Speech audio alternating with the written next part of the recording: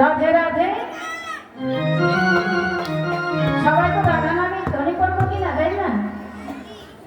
তবে চলো সবাই মিলে আরেকটু আমরা রাধা নাম গাইতে গাইছি, তবে আমরা মধুময় বৃন্দাবনে প্রবেশ করবো।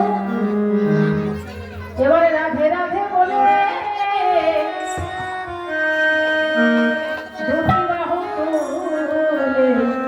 যাদের হাত আছেন তারা উঠাবেন, যাদের হাত নেই তারা উঠাবেন। কেমন ভগবান হাত দিয়েছে কেন? না ভগবানের নাম করবার জন্য, তাই না? তা দু হাত উত্তোলন করে আমরা রাধা নাম গাইব, তাতে আমাদের মনোবাসনা ভগবান আমাদের পূর্ণ করবে। এবার রাধে রাধে।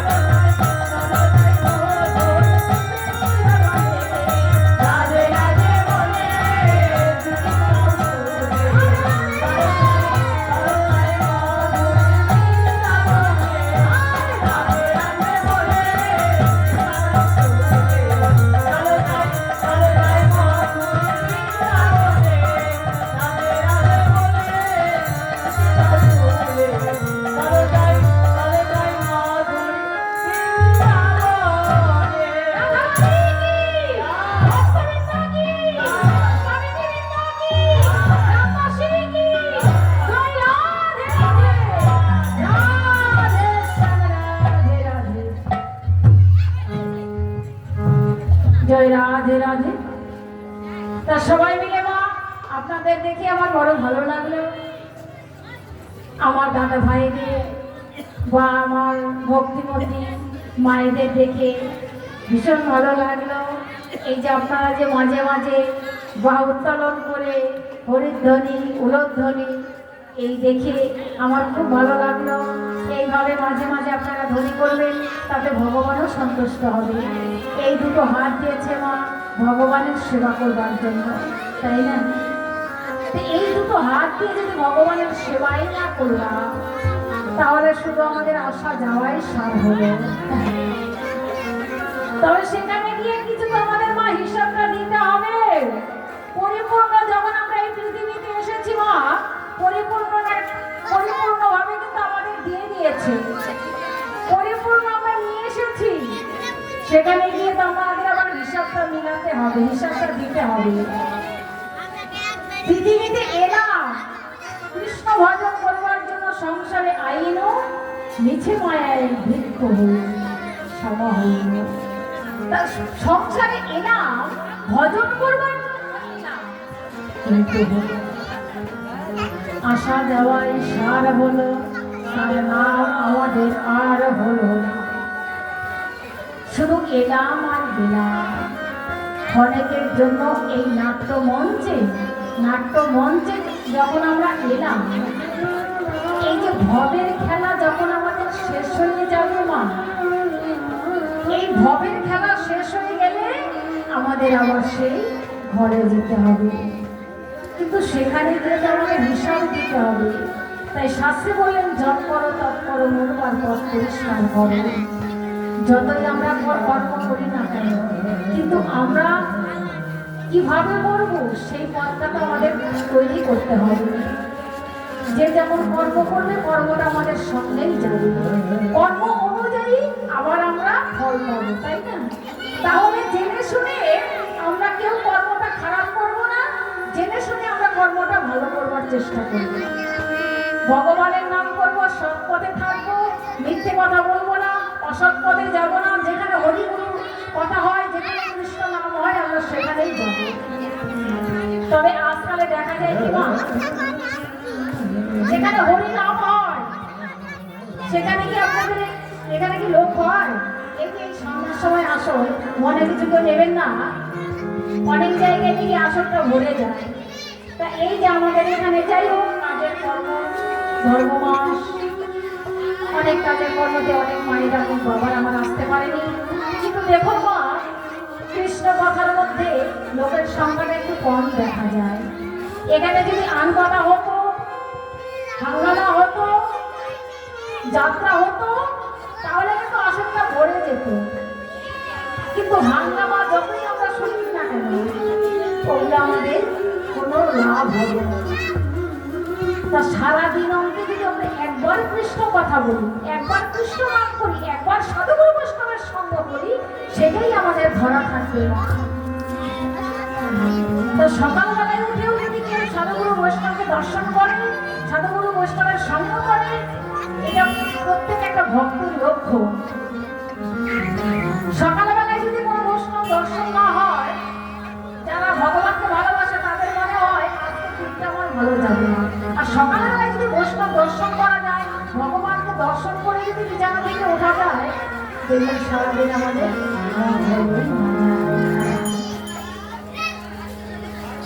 সকালবেলা বৈষ্ণব দর্শন হলো আমাদের মঙ্গলের কারণ।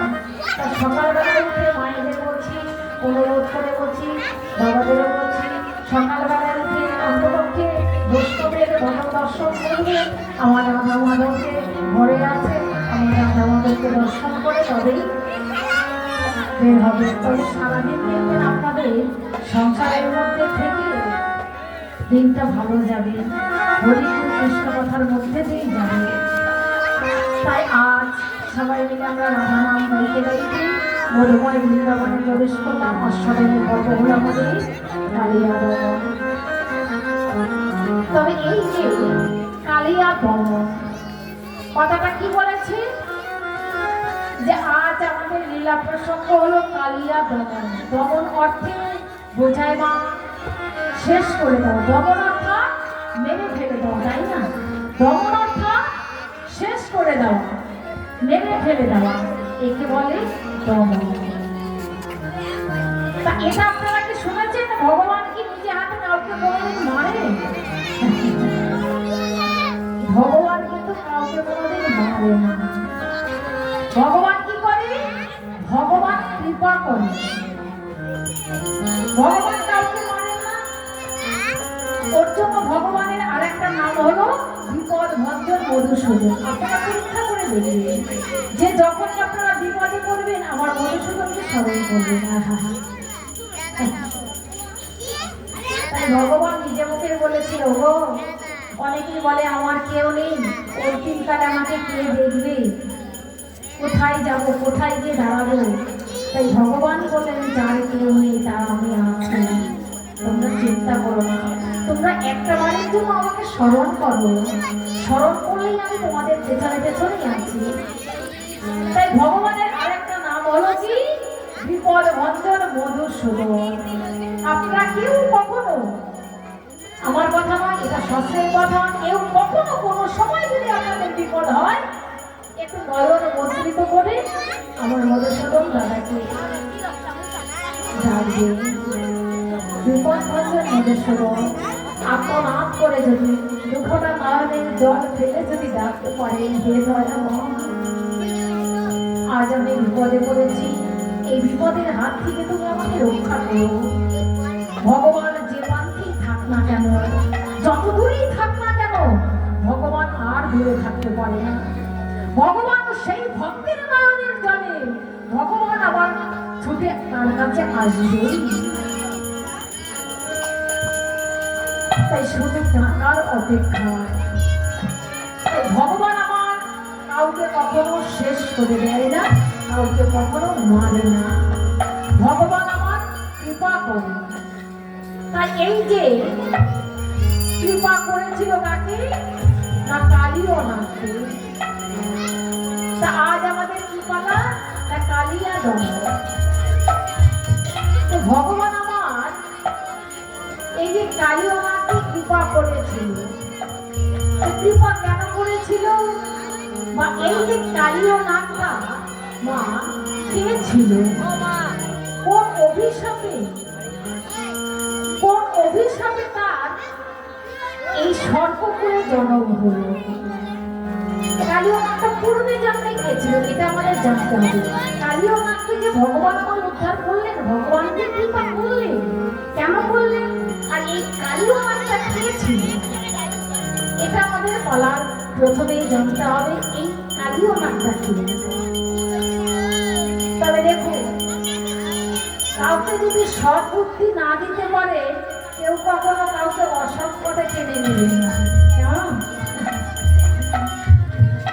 তাই বললেন কোনো যদি সৎ কথা বলতে হয় কাউকে সৎ বুদ্ধি দিয়ে সৎ কথা বলো, তো আর কথা বলো না, আর পথে কাউকে নিও না। তা এই যে কালী ও নাগটা কে ছিল, পূর্বজন্মের এক মা রাজা ছিল। পূর্বে জন্মের এক ছিল রাজা, তবে রাজা তার সর্বকুলে কেন জন্ম হলো? কোন অভিশাপ ছাড়া মাগো উঁচু কুল থেকে নিচু কুলে কেউ আসে না, নিশ্চয় কোনো অভিশাপ ছিল। সেই রাজার মা একটা সুর ব্যাধি হয়েছিল, প্রচন্ড ব্যাধি, এতটাই ব্যাধি রাজার তো কোনো অভাব ছিল না, মা টাকা পয়সা ধন অর্থ কোনো অভাব ছিল না। তা যখন ব্যাধি হয়েছে প্রচন্ড পেটের যন্ত্রণা, যখন এতটাই যন্ত্রণা, তা রাজা প্রজাদের বলল এই ডাক্তার আনে ওই কোবরাজে নিয়ে আসে, অনেক ওষুধপাতি খেলেও রাজার ব্যাধিটা ভালো হলো না। তা রাজা মনে মনে চিন্তা করছেন আমার তো এই সুর ব্যাধিটা হয়েছে, তবে এই ব্যাধির হাত থেকে আমি মুক্তি পাবো না। হে ঠাকুর, কিসে আমি এই ব্যাধির হাত থেকে মুক্তি পাবো? এই ব্যাধিটা কি আমার সারবে না? অনেক ওষুধ খাবার পরেও ব্যাধিটা রাজার ভালো হলো। তা যখন ব্যাধিটা ভালো হলো না, রাজা মনে মনে চিন্তা করছে আমি কোথায় যাব, কি করে আমার এই ব্যাধিটার হাত থেকে আমি মুক্তি পাবো? কোথায় গেলে, কোন ঔষধ খেলে আমার এই ব্যাধিটা ভালো হবে? চিন্তা করছি। চিন্তা করতে করতে যখন চিন্তা করছেন ওই সময় একটা দৈববাণী হলো।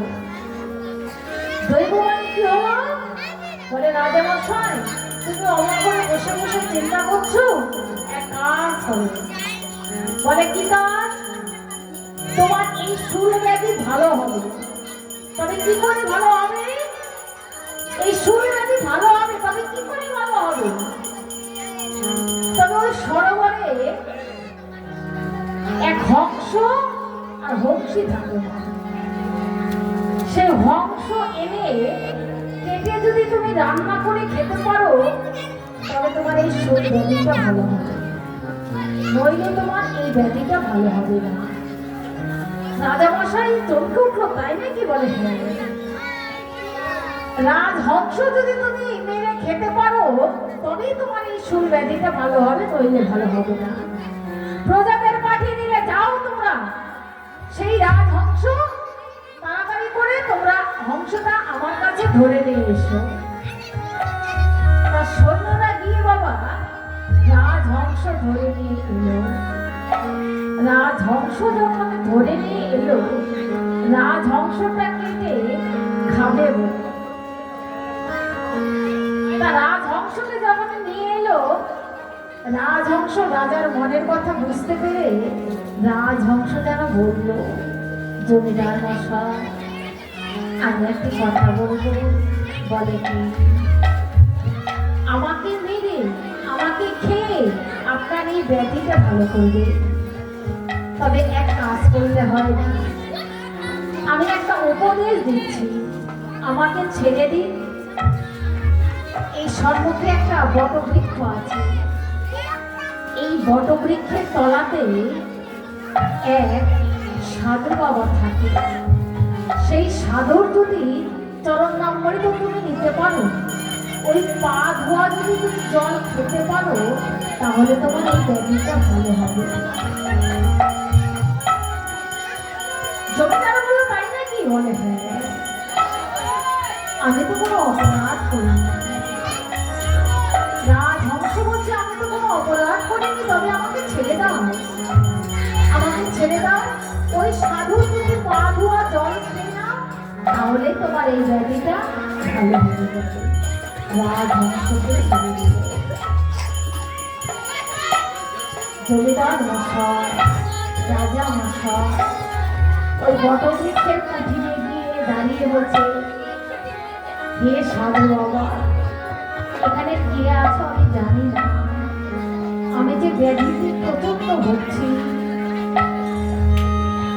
তুমি যদি ওই একটা চরণ নামিয়ে দাও, তোমার ওই চরণ ধৌত জল যদি আমি পান করি, তাহলে যে আমার এই ব্যাধিটা ভালো হবে। তবে হে সাধু বাবা, তুমি তোমার ওই একটা চরণ নামিয়ে দাও।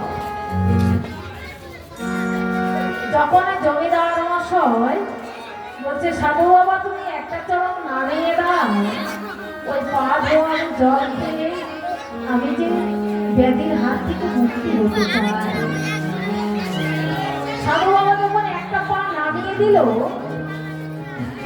সেই পাতে মা ঘা হয়েছে।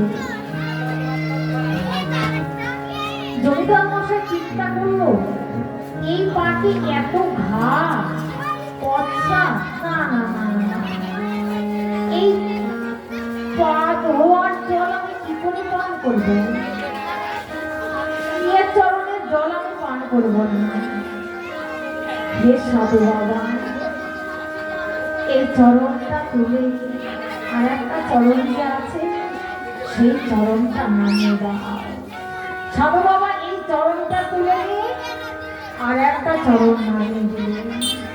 যখন আর একটা চরণ নামিয়ে দিল, জমিদার মশাই চিন্তা করলে আগের চরণটাই ভালো ছিল। এটা তো ঘা হয়েছে, পুষ পড়েছে এবং ওর মধ্যে পোকাও লেগেছে। এই পা ধোয়া জল আমি কি করে পান করবো? এই পা ধোয়া জল যে আমি পান করতে পারবো না। না না না না মনিবর, আমি এই পা ধোয়া জল আমি কি করে পান করবো? জমিদার মশাই চিন্তা করলেন, এই পা ধোয়া জল তো আমাকে খেতেই হবে, না খেলে তো আমার এই ব্যাধি ভালো হবে না। এই পা ধোয়া জল তো আমাকে খেতেই হবে।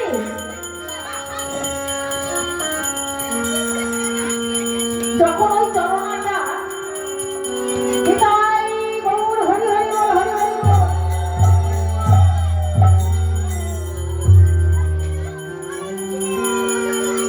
যখন ওই চরণটা নামিয়ে দিচ্ছে, চিন্তা করছেন এই চরণ ধোয়া জল তো আমাকে খেতেই হবে।